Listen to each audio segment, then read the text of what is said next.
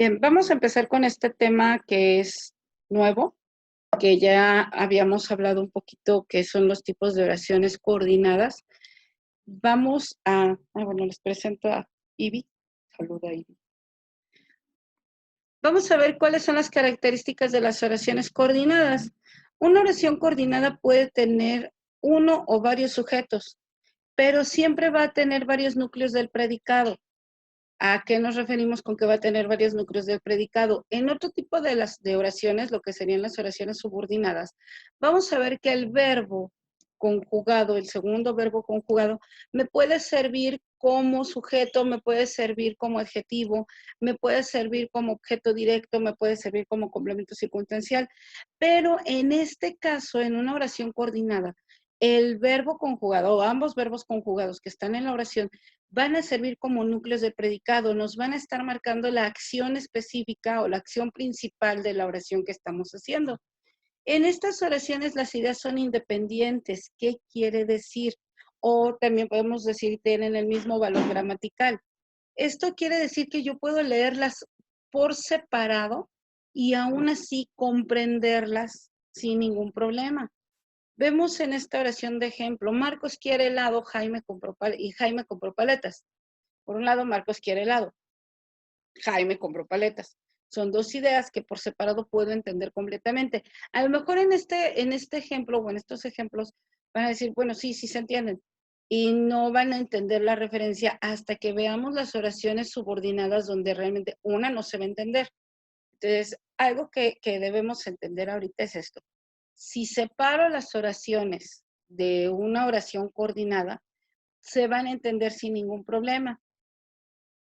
Este cuadro que les pongo aquí, pueden pasarlo a la ficha, es un resumen general del tema. Vamos a ver qué es la oración coordinada. Es una oración donde los elementos tienen el mismo valor gramatical y se pueden entender por separado. ¿Cuáles son los tipos de oraciones coordinadas? Las copulativas, las disyuntivas, las adversativas y las distributivas. Una oración copulativa tiene dos ideas independientes y están unidas. Estos se van a unir a través de un nexo. ¿Cuáles son los nexos? Y, ni o yuxtaposiciones. Vamos a ver que cada tipo de coordinación va a tener un nexo diferente o va a utilizar un nexo diferente. En cambio, en las subordinadas vamos a tener estructuras completas.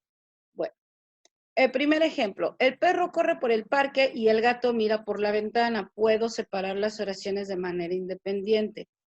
Un científico estudia las estrellas e imagina un viaje estelar. En este caso, como estoy compartiendo sujeto para las dos oraciones, si quiero separarlas, debo repetir el sujeto. Ojo, porque luego les voy a pedir en los ejercicios que separen las oraciones. Y si tenemos el mismo sujeto, voy a tener que ponerlo doble. Entonces, ¿cómo separaría esta oración? Un científico estudia las estrellas, un científico imagina un viaje estelar. Para poder utilizar en ambas el mismo sujeto, un científico. Ok, no deberías desvelarte los domingos ni irte sin dormir a la escuela. Aquí tengo incluso un sujeto que no está. ¿Cómo debo leerlo? Tú no deberías desvelarte los domingos, tú no deberías irte sin dormir a la escuela. Vamos a ver en este último caso, ya habíamos hablado de una trampa que ocurre con la coma. Espero que lo hayan investigado, de todos modos les voy a volver a explicar. Recordamos que cuando en una oración se repite muchas veces el verbo conjugado, puedo usar una coma para quitar ese verbo conjugado. Entonces, en lugar del verbo, voy a poner la coma y voy a separar los elementos con un punto y coma. Vemos aquí, Joana estudia medicina, punto y coma. Luis, coma, ingeniería, punto y coma. Mónica, coma, pediatría, punto y coma. José, coma, psicología. Y Mauricio, coma, cocina. Ok. Vemos cómo se debería leer si no tuviera estas comas. Joana estudia medicina, coma, Luis estudia ingeniería, coma, Mónica estudia pediatría, coma, José estudia psicología y Mauricio estudia cocina. Entonces, estoy repitiendo el verbo estudia, estudia, estudia varias veces. ¿Qué es lo que está pasando aquí? Que yo estoy eliminando el verbo estudia, estoy poniendo la coma y entonces voy a separar estos elementos con un punto y coma. Este tema ya lo habíamos estudiado en primer semestre, que es el uso de los signos de puntuación. En este caso yo podría separar, Joana estudia medicina, Luis estudia ingeniería, Mónica estudia pediatría, y todas las oraciones se entienden por separado.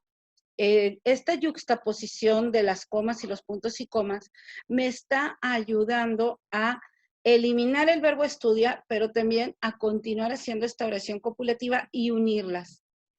Bueno, espero que sí hayan recordado esa trampita. No es el único tipo de yuxtaposición, puedo usar comas simples, siempre y cuando esas comas simples no estén en el sujeto como un modificador indirecto. Lo veremos también más adelante. Una oración disyuntiva. Tengo dos ideas, pero debo elegir una. Entonces, ¿cómo me van a decir que elija como una? Haciendo una pregunta. Por eso dice aquí, generalmente las presento como una pregunta. Cada idea por sí misma es independiente. El nexo conjunción es lo que nos demuestra que debo decidir. ¿Cuáles son mis nexos? O, u o bien. Entonces, por ejemplo, ¿quieres cocinar o pido una pizza? Entonces puedo decir, tú quieres cocinar, yo pido una pizza. Como son dos opciones, tengo que ponerlas en una sola pregunta y las voy a unir con el nexo o para que la persona que me está escuchando entienda que estoy hablando de una decisión. Ok, te irás caminando o bien te pido un Uber. ¿Vale? Entonces tengo que tomar una decisión. Tú te irás caminando, yo te pido un Uber. Aquí incluso tengo dos sujetos diferentes, pero no están escritos, están implícitos en la oración. Y a esta le llamamos oración disyuntiva. Entonces, copulativa une las ideas, disyuntiva me hace elegir entre una de dos ideas. Adversativas me plantean ideas contrarias. Sus nexos son pero, sino, aunque, sin embargo, por el contrario. Ojo, tienen una estructura específica para escribir. Antes del nexo escribo punto y coma, después del nexo escribo coma. Esta parte es muy importante porque nos ayuda a dar la estructura a la oración que estamos escribiendo. Hice toda mi tarea, sin embargo, ya pusieron más. No me gusta el espagueti, pero lo prepararé para ti. Iré contigo a la playa, aunque detesto asolearme. Esta separación del nexo con la coma y el punto y coma nos ayuda también a enfatizar que las ideas que estoy expresando o planteando son contrarias, son contradictorias. Bien, repetimos. Copulativa une ideas, disyuntiva me hace elegir una de las dos, adversativa pone ideas contrarias en una misma oración. La última es la oración distributiva. Son acciones que van a ocurrir al mismo tiempo o que están ocurriendo al mismo tiempo. Los nexos son yuxtaposiciones o pueden ser nexos variables que me ayuden a decir o a demostrar dónde están los elementos. Por ejemplo, pueden ser adjetivos demostrativos, estos, esos, aquellos.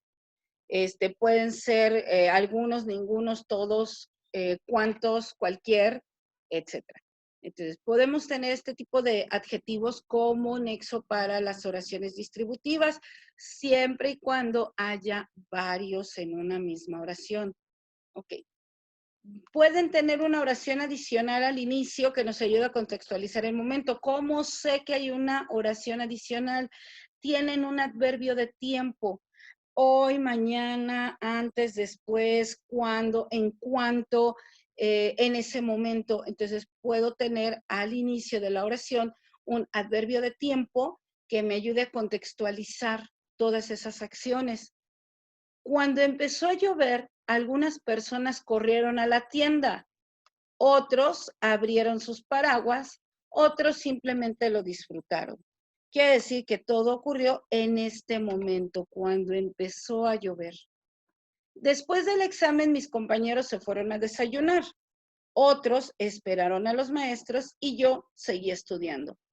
Debemos tener mucho cuidado en estos casos con los verbos conjugados. Por ejemplo, llover es verboide. No se vayan a confundir. Aquí el primer verbo es empezó, luego corrieron, luego abrieron, luego disfrutaron.